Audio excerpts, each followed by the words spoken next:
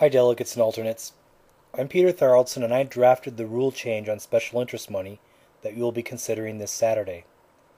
This rule change was originally tabled at an October meeting to give delegates more time to think about it. Oftentimes we get to conventions and it is hard to get through all the facts of a proposal before we vote on them.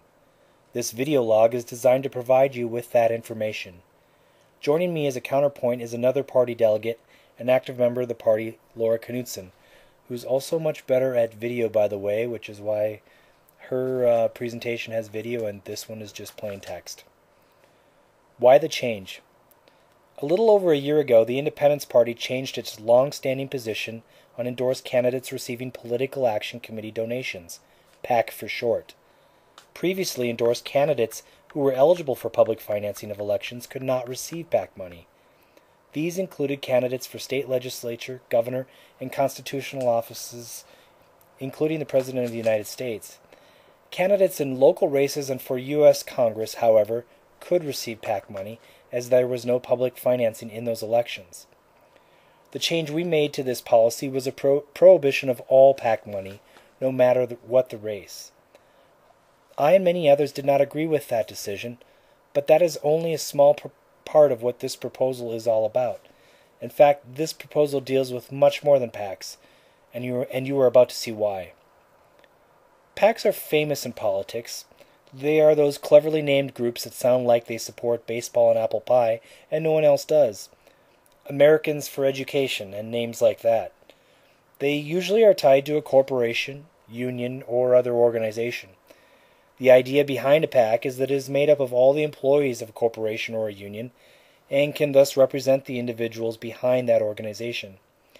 We have all seen their attack ads and know that PACs don't really work that way. What's changed in the last year? Last year, the U.S. Supreme Court ruled that corporations and unions actually have free speech rights like a citizen has. It was a terrible ruling, but the result of it is that these special interests no longer need PACs at all. In fact, they can simply just give the money straight to the candidate. This proposal addresses two problems.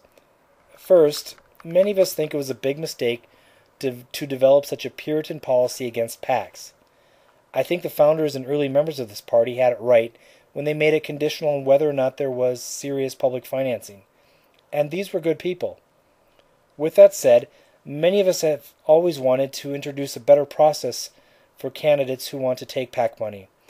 That process would require a PAC contributing to an endorsed candidate to agree to put the general interest ahead of a special interest, agree to not run any negative attack ads, and agree with 75% of our platform planks, the same condition for an endorsed candidate. Either a PAC would agree to do this, and it would clean up politics quite a bit, or they would be called up for not doing this. And hey, now we can say that they're not the only ones who like flags and apple pie, so to speak. One critical element of my proposed change, and that many of us who saw some problems with the changes over a year ago, is that only a non-incumbent could accept this money. Now here's the second huge problem to be solved for. In our efforts at Puritanism a year ago, we made a huge and glaring mistake that a few of us brought up, but it just didn't seem to get considered. These proposed changes are not just for PACs, they are for any non-party organization. Why? Right now, while an endorsed candidate cannot accept PAC money, he or she can receive checks directly from any corporation or union in this country, without the money even touching a PAC account. The party has absolutely no prohibition against this right now. This is a big, big deal. While our actions erased nearly 20 years of party history, we also neglected to do the homework we should have done. If we made a political cartoon of what happened, we just stopped all the traffic on the sidewalk while allowing a 4-lane highway to march right through the electoral process. So in the end, I ask you to consider this proposal, to respect the sincerity of all sides bringing this debate up, and to realize that we need change.